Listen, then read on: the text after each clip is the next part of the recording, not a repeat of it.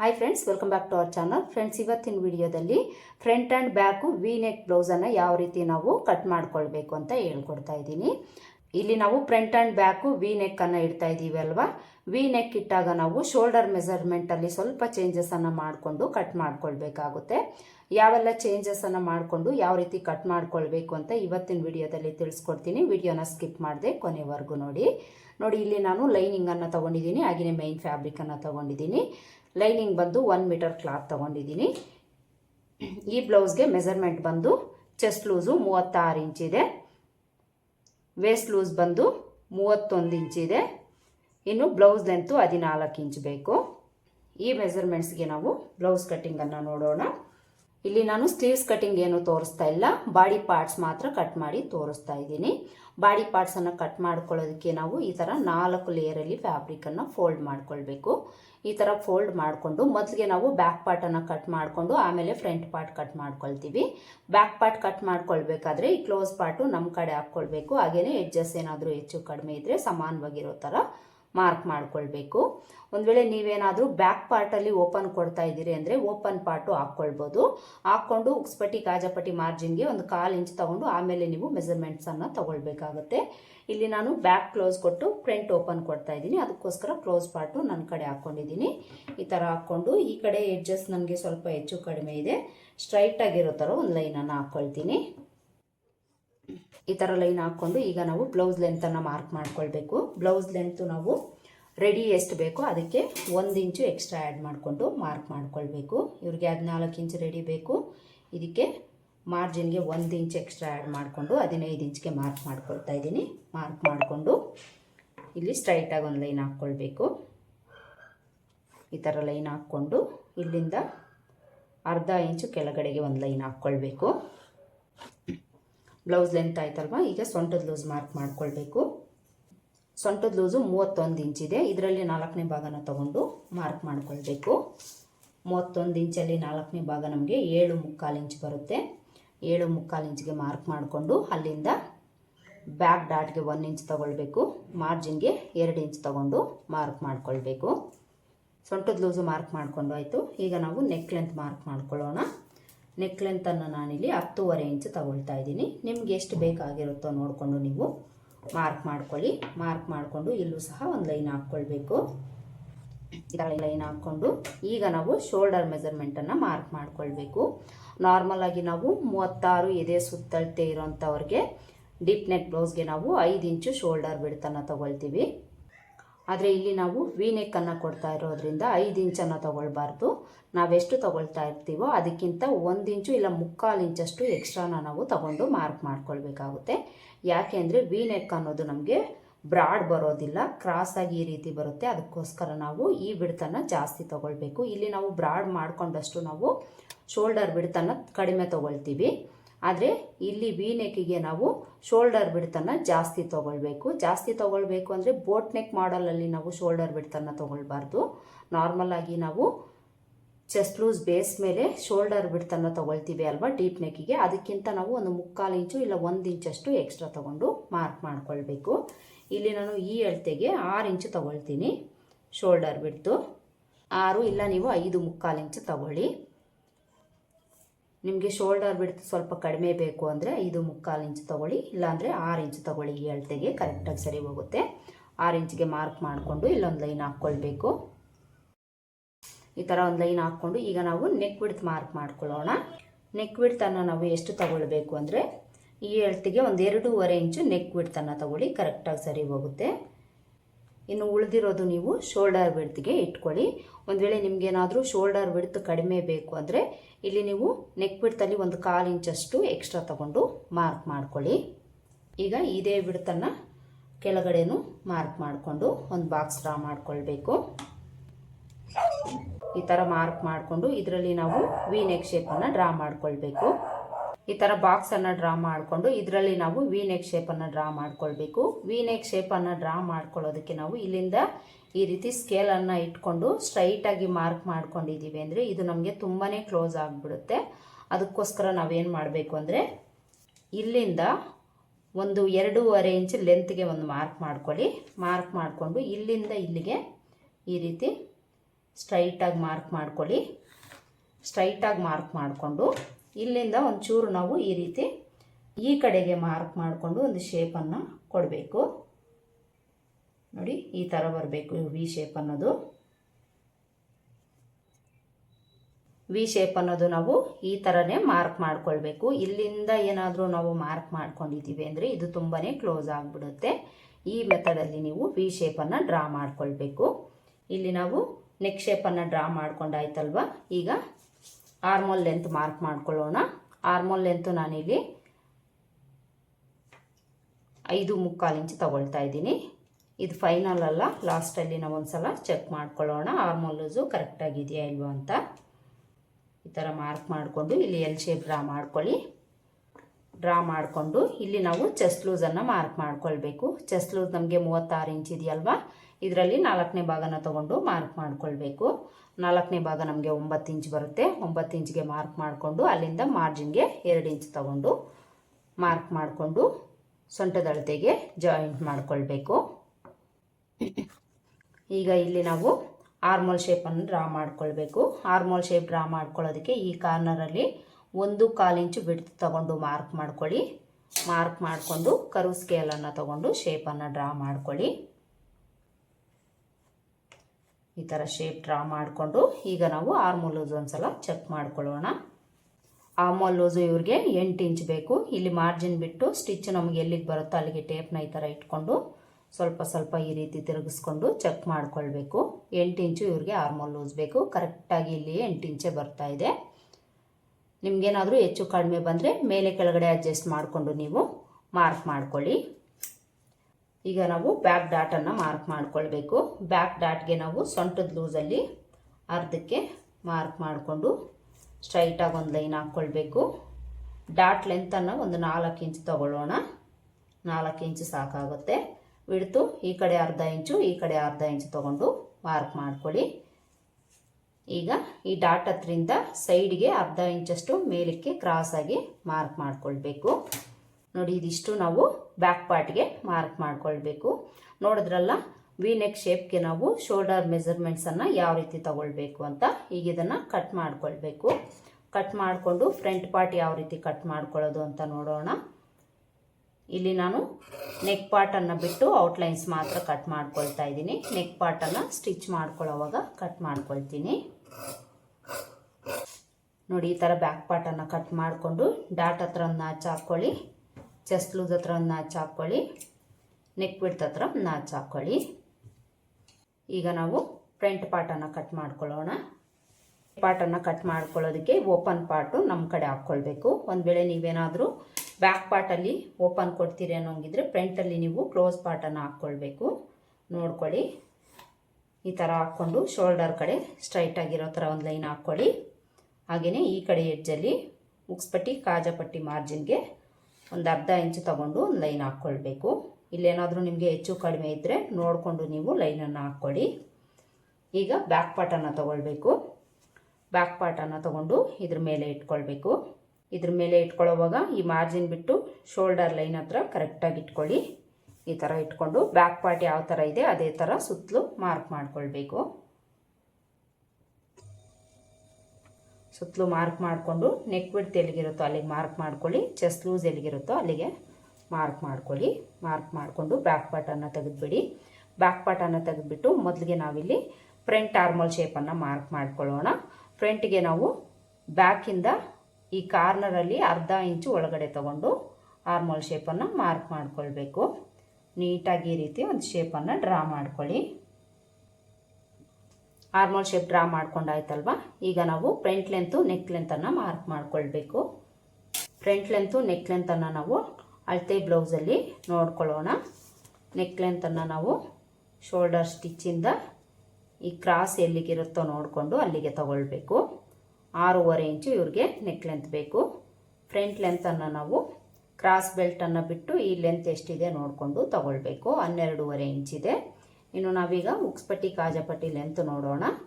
ಉಕ್ಸ್ಪಟ್ಟಿ ಕಾಜಪಟ್ಟಿ length ಇವ್ರಿಗೆ 3.25 inch ಬೇಕು. ಮೊದಲಿಗೆ ನಾವಿಲ್ಲಿ ಶೋಲ್ಡರ್ ಲೈನ್ ಹತ್ತಿರಿಂದ ಟೇಪ್ನ ಸ್ಟ್ರೈಟಾಗಿ ಇಟ್ಕೊಳ್ಬೇಕು. ಈ ಥರ ಇಟ್ಕೊಂಡು ಮೊದಲಿಗೆ ನೆಕ್ ಲೆಂತ್ ಮಾರ್ಕ್ ಮಾಡ್ಕೊಳ್ಳೋಣ. ನೆಕ್ ಲೆಂತ್ ನಾವು ವಿ ನೆಕ್ಕನ್ನು ಇಡ್ತಾ ಇರೋದ್ರಿಂದ ನಾರ್ಮಲಾಗಿ ನೆಕ್ ಲೆಂತ್ ನಮ್ಗೆ ಎಷ್ಟು ಬೇಕೋ ಅದಕ್ಕಿಂತ ಒಂದು ಅರ್ಧ ಮುಕ್ಕಾಲು ಇಂಚು ನಾವು ಎಕ್ಸ್ಟ್ರಾ ತೊಗೊಳ್ಬೇಕಾಗುತ್ತೆ ವಿ ನೆಕ್ಕಿಗೆ. ಫ್ರಂಟಲ್ಲಾಗಲಿ ಬ್ಯಾಕಲ್ಲಾಗಲಿ ನೀವು ಸ್ವಲ್ಪ ನೆಕ್ ಲೆಂತನ್ನು ನೀವು ಜಾಸ್ತಿನೇ ತೊಗೊಳ್ಳಿ, ಪ್ರಾಬ್ಲಮ್ ಏನೂ ಇಲ್ಲ, ಬ್ರಾಡ್ ಅಂತ ಅನಿಸೋದಿಲ್ಲ. ಇಲ್ಲಿ ನಾನು 7.25 ಇಂಚು ತೊಗೊಳ್ತೀನಿ ನೆಕ್ ಲೆಂತು, ಅಂದರೆ ಒಂದು ಮುಕ್ಕಾಲು ಇಂಚು ನಾನು ಎಕ್ಸ್ಟ್ರಾ ತೊಗೊಂಡಿದ್ದೀನಿ. ಈಗ ಫ್ರಂಟ್ ಲೆಂತ್ ಮಾರ್ಕ್ ಮಾಡ್ಕೊಳ್ಬೇಕು. ಫ್ರಂಟ್ ಲೆಂತು ರೆಡಿ 12.5 ಇಂಚ್ ಬೇಕು. ಇದಕ್ಕೆ ಮಾರ್ಜಿನು ಸೇರಿಸ್ಕೊಂಡು ತಗೊಳ್ಬೇಕು, ಅಂದರೆ 1 ಇಂಚು ನಾವು ಎಕ್ಸ್ಟ್ರಾ ಮಾರ್ಜಿನನ್ನು ತಗೊಂಡು ಮಾರ್ಕ್ ಮಾಡ್ಕೊಳ್ಬೇಕು. ಮಾರ್ಕ್ ಮಾಡಿಕೊಂಡು ಇಲ್ಲಿ ಸ್ಟ್ರೈಟಾಗಿ ಒಂದು ಲೈನ್ ಹಾಕ್ಕೊಳ್ಬೇಕು. ಹಾಗೆಯೇ ಈ ನೆಕ್ ಲೆಂತ್ ಹತ್ರನೂ ಸಹ ಒಂದು ಲೈನನ್ನು ಹಾಕ್ಕೊಳ್ಳಿ. ನಿಮಗೆ 1/4 ಇಂಚ್ ಬೇಡ ಅಂದರೆ ನೆಕ್ ಲೆಂತ್ಗೆ ಒಂದು ಅರ್ಧ ಇಂಚ್ ಆದರೂ ಎಕ್ಸ್ಟ್ರಾ ನೀವು ಆ್ಯಡ್ ಮಾಡಿಕೊಂಡು ಮಾರ್ಕ್ ಮಾಡ್ಕೊಳ್ಳಿ. ಲೆಂತಲ್ಲಿ ಈ ಥರ ಮಾರ್ಕ್ ಮಾಡಿಕೊಂಡು ಈಗ ಇದೇ ಬಿಡ್ತನ್ನು ನಾವು ಕೆಳಗಡೆನೂ ಮಾರ್ಕ್ ಮಾಡಿಕೊಂಡು ಒಂದು ಬಾಕ್ಸನ್ನು ಡ್ರಾ ಮಾಡ್ಕೊಳ್ಬೇಕು. ಈ ಥರ ಬಾಕ್ಸ್ ಡ್ರಾ ಮಾಡಿಕೊಂಡು ಇದರಲ್ಲಿ ವಿ ನೆಕ್ ಶೇಪನ್ನು ಡ್ರಾ ಮಾಡ್ಕೊಳ್ಬೇಕು. ಇಲ್ಲಿ ನಾನು ಫ್ರಂಟು ಬ್ಯಾಕು ಸಹ ವಿ ನೆಕ್ಕನ್ನು ಇಡ್ತಾ ಇದ್ದೀನಿ. ನೀವು ಬೇಕಿದ್ದರೆ ಫ್ರಂಟಲ್ಲಿ ರೌಂಡ್ ಇಟ್ಕೊಳ್ಬೋದು, ಇಲ್ಲಾಂದರೆ ಸ್ಟಾರ್ ನೆಕ್ ಆದರೂ ಇಟ್ಕೊಳ್ಬೋದು. ಈ ಕಸ್ಟಮರು ಫ್ರಂಟು ಬ್ಯಾಕು ಸಹ ವಿ ನೆಕ್ಕೇ ಬೇಕು ಅಂತ ಹೇಳಿದ್ದಾರೆ, ಅದಕ್ಕೋಸ್ಕರ ನಾನು ಫ್ರಂಟು ಬ್ಯಾಕು ಸಹ ವಿ ನೆಕ್ಕೇ ಇಡ್ತಾ ಇದ್ದೀನಿ. ಇಲ್ಲೂ ಸಹ ನಾವು ವಿ ನೆಕ್ ಶೇಪನ್ನು ಡ್ರಾ ಮಾಡ್ಕೊಳ್ಳೋದಕ್ಕೆ 2.5 ಇಂಚ್ ಲೆಂತ್ಗೆ ಒಂದು ಮಾರ್ಕ್ ಮಾಡಿಕೊಂಡು ಇಲ್ಲಿಂದ ಸ್ಟ್ರೈಟಾಗಿ ಇಲ್ಲಿಗೆ ಮಾರ್ಕ್ ಮಾಡಿಕೊಂಡು ಇಲ್ಲಿ ನಾವು ಸ್ವಲ್ಪ ಒಳಗಡೆ ಬಂದು ಈ ರೀತಿ ಶೇಪನ್ನು ಕೊಡಬೇಕು. ನೋಡಿ, ಈ ಥರ ನಾವು ವಿ ನೆಕ್ ಶೇಪನ್ನು ಡ್ರಾ ಮಾಡಬೇಕು. ಡೈರೆಕ್ಟಾಗಿ ನೀವು ಇಲ್ಲಿಂದ ಎಲ್ಲ ಡ್ರಾ ಮಾಡ್ಕೊಳ್ಬಾರ್ದು, ಇದೇ ಮೆಥಡಲ್ಲೇ ಮಾರ್ಕ್ ಮಾಡ್ಕೊಳ್ಬೇಕು. ನೆಕ್ ಶೇಪ್ ಡ್ರಾ ಮಾಡ್ಕೊಂಡಾಯ್ತಲ್ವ. ಈಗ ಉಕ್ಸ್ಪಟ್ಟಿ ಕಾಜಪಟ್ಟಿ ಲೆಂತ್ ಮಾರ್ಕ್ ಮಾಡ್ಕೊಳ್ಳೋಣ. 3.25 ಇಂಚು ಇವ್ರಿಗೆ ರೆಡಿ ಬೇಕು. ಇಲ್ಲಿ 1/4 ಇಂಚನ್ನು ಬಿಟ್ಟು 3.25 ಇಂಚಿಗೆ 1 ಇಂಚು ಎಕ್ಸ್ಟ್ರಾ ಆ್ಯಡ್ ಮಾಡಿಕೊಂಡು ಮಾರ್ಕ್ ಮಾಡ್ಕೊಳ್ಬೇಕು. ಮಾರ್ಕ್ ಮಾಡಿಕೊಂಡು ಇಲ್ಲಿ ಉಕ್ಸ್ಪಟ್ಟಿ ಕಾಜಾಪಟ್ಟಿ ಮಾರ್ಜಿನ್ ಬಿಟ್ಟು ಇಲ್ಲಿಂದ 2.5 ಇಂಚಿಗೆ ಮಾರ್ಕ್ ಮಾಡಿಕೊಂಡು ಇಲ್ಲಿಂದ ಇಲ್ಲಿಗೆ ಜಾಯಿಂಟ್ ಮಾಡ್ಕೊಳ್ಬೇಕು. ಈಗ ನಾವು ಡಾಟ್ಸನ್ನು ಮಾರ್ಕ್ ಮಾಡ್ಕೊಳ್ಬೇಕು. ಇಲ್ಲಿ ನಾನು ಡಾಟ್ಸನ್ನು ಇಟ್ಟು ಕ್ರಾಸ್ ಬೆಲ್ಟ್ ಕೊಡ್ತಾ ಇದ್ದೀನಿ. ನೀವು ಬೇಕಿದ್ರೆ ಇದಕ್ಕೆ ಪ್ರಿನ್ಸ್ ಕಟ್ಟು ಸಹ ಇಟ್ಕೊಳ್ಬೋದು. ಮೊದಲಿಗೆ ನಾವು ಈ ಡಾಟ್ಸಲ್ಲಿ ಮೇಯ್ನ್ ಡಾಟನ್ನು ಮಾರ್ಕ್ ಮಾಡ್ಕೊಳ್ಳೋಣ. ಮೇಯ್ನ್ ಡಾಟ್ನ ಬಿಡ್ತು ನಾನಿಲ್ಲಿ 2 ಇಂಚ್ ಮಾತ್ರ ಇಡ್ತಾ ಇದ್ದೀನಿ. ಈ ಅಳತೆಗೆ ನಮಗೆ 2.5 ಇಂಚು ಬಿಡ್ತು ಅನ್ನೋದು ಬೇಕಾಗುತ್ತೆ. ಆದರೆ ಈ ಕಸ್ಟಮರ್ಗೆ ಚೆಸ್ಟ್ ಭಾಗ ಅನ್ನೋದು ತುಂಬಾ ಕಡಿಮೆ ಇದೆ, ಅದಕ್ಕೋಸ್ಕರ ನಾನು 2 ಇಂಚ್ ಮಾತ್ರ ತಗೊಳ್ತಾ ಇದ್ದೀನಿ. ನಾರ್ಮಲ್ ಆಗಿ 36 ಎದೆ ಸುತ್ತಳತೆಗೆ ನಾವು 2.5 ಇಂಚು ಡಾಟ್ ಬಿಡ್ತನ್ನು ತಗೊಳ್ಬೇಕು. ಇವ್ರಿಗೆ ಚೆಸ್ಟ್ ಭಾಗ ಕಡಿಮೆ ಇರೋದ್ರಿಂದ ನಾನು 2 ಇಂಚ್ ಮಾತ್ರ ತಗೊಂಡಿದ್ದೀನಿ. ನಿಮಗೆ ಮೀಡಿಯಮ್ ಆಗಿ ಚೆಸ್ಟ್ ಇದೆ ಅಂದರೆ ನೀವು ಈ ಅಳತೆಗೆ 2.5 ಇಂಚು ಡಾಟ್ ಬಿಡ್ತನ್ನು ತಗೊಳ್ಬೇಕು. ನೋಡಿಕೊಂಡು ನೀವು ಮಾರ್ಕ್ ಮಾಡ್ಕೊಳ್ಳಿ. ಇದರಲ್ಲಿ ಅರ್ಧಕ್ಕೊಂದು ಮಾರ್ಕ್ ಮಾಡಿಕೊಂಡು ಡಾಟ್ ಲೆಂತು 2.5 ಇಂಚು ತಗೊಳ್ಳೋಣ. ಮೇಯ್ನ್ ಡಾಟನ್ನು ನಾವು ಮಾರ್ಕ್ ಮಾಡ್ಕೊಂಡಾಯಿತು.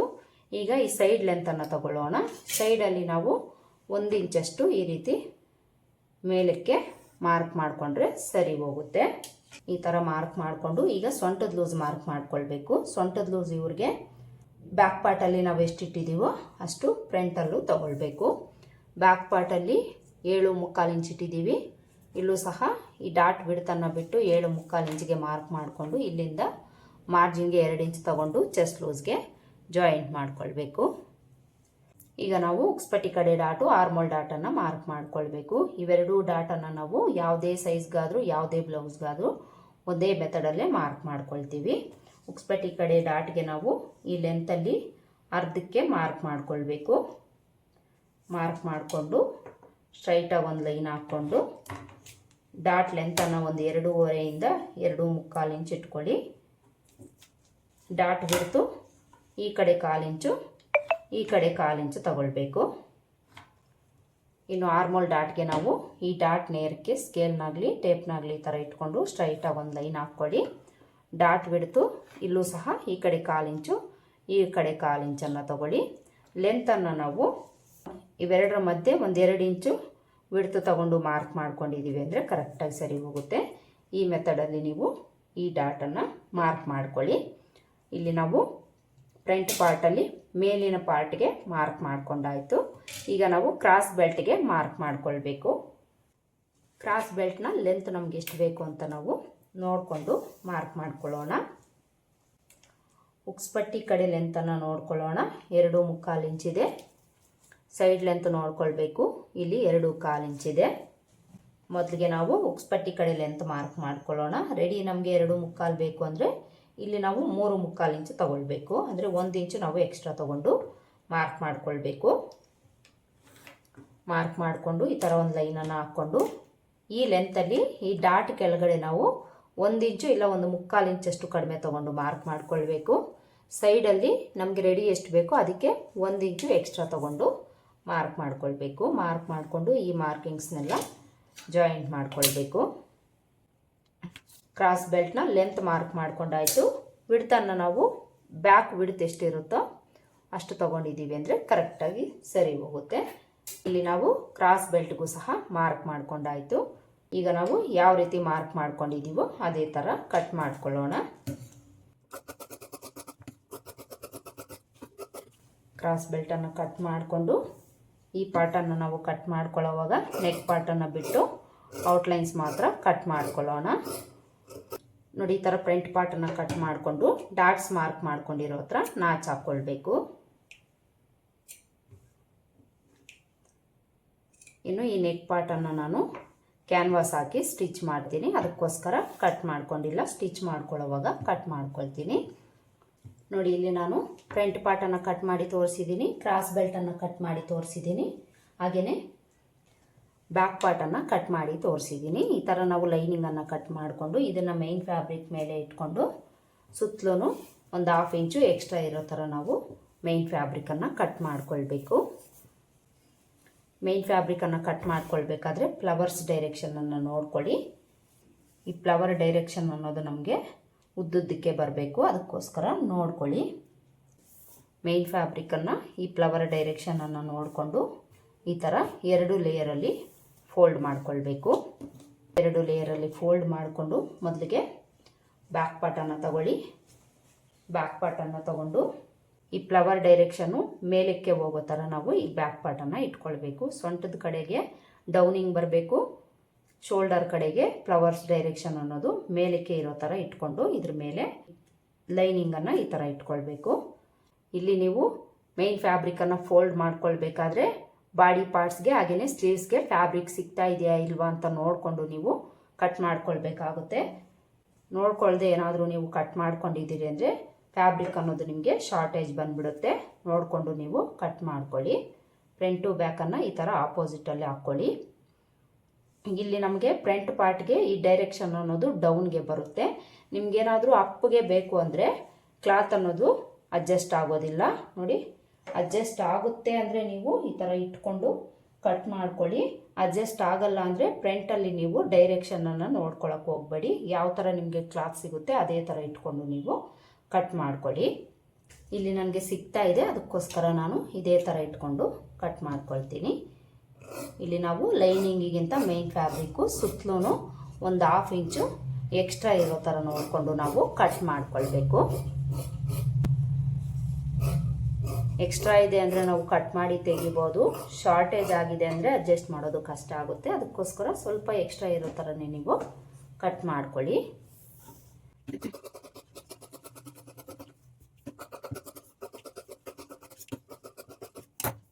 ಬಾಡಿ ಪಾರ್ಟ್ಸ್ಗೆ ನಾವು ಕಟ್ ಮಾಡ್ಕೊಂಡಾಯಿತು. ಇನ್ನು ಉಳಿದಿರೋದ್ರಲ್ಲಿ ನಾವು ಸ್ಲೀವ್ಸ್ಗೆ ಹಾಗೆಯೇ ಕ್ರಾಸ್ ಬೆಲ್ಟ್ಗೆ ಕಟ್ ಮಾಡ್ಕೊಳ್ಬೇಕು. ಇಲ್ಲಿ ನಾನು ಈ ಕ್ಲಾತಲ್ಲಿ ಸ್ಲೀವ್ಸ್ಗೆ ತಗೊಳ್ತಾ ಇಲ್ಲ, ನೆಟ್ಟೆಡ್ ಫ್ಯಾಬ್ರಿಕಲ್ಲಿ ನಾನು ಸ್ಲೀವ್ಸ್ಗೆ ಕೊಡ್ತಾ ಇದ್ದೀನಿ. ಅದಕ್ಕೋಸ್ಕರ ನಾನು ಈ ರೀತಿ ಯಾವ ಕಡೆ ಸಿಗುತ್ತೋ ಆ ಕಡೆ ಕಟ್ ಮಾಡ್ಕೊಳ್ತಾ ಇದ್ದೀನಿ. ನೀವು ಈ ಥರ ಎಲ್ಲ ಕಟ್ ಮಾಡ್ಕೊಳಕ್ಕೆ ಹೋಗಬೇಡಿ. ನೆಲದ ಮೇಲೆ ಹಾಕ್ಕೊಂಡು ಕರೆಕ್ಟಾಗಿ ನಿಮಗೆ ಕ್ರಾಸ್ ಬೆಲ್ಟ್ಗೆ, ಸ್ಲೀವ್ಸ್ಗೆ, ಬಾಡಿ ಪಾರ್ಟ್ಸ್ಗೆ ಕ್ಲಾತು ಅಡ್ಜಸ್ಟ್ ಮಾಡಿಕೊಂಡು ಹಾಕ್ಕೊಂಡು ನೀವು ಕಟ್ ಮಾಡ್ಕೊಳ್ಳಿ. ಈಗ ಕ್ರಾಸ್ ಬೆಲ್ಟ್ಗೆ ನಾನು ಈ ಥರ 2 ಲೇಯರಲ್ಲಿ ಫೋಲ್ಡ್ ಮಾಡಿಕೊಂಡು ಕಟ್ ಮಾಡ್ಕೊಳ್ತಾ ಇದ್ದೀನಿ.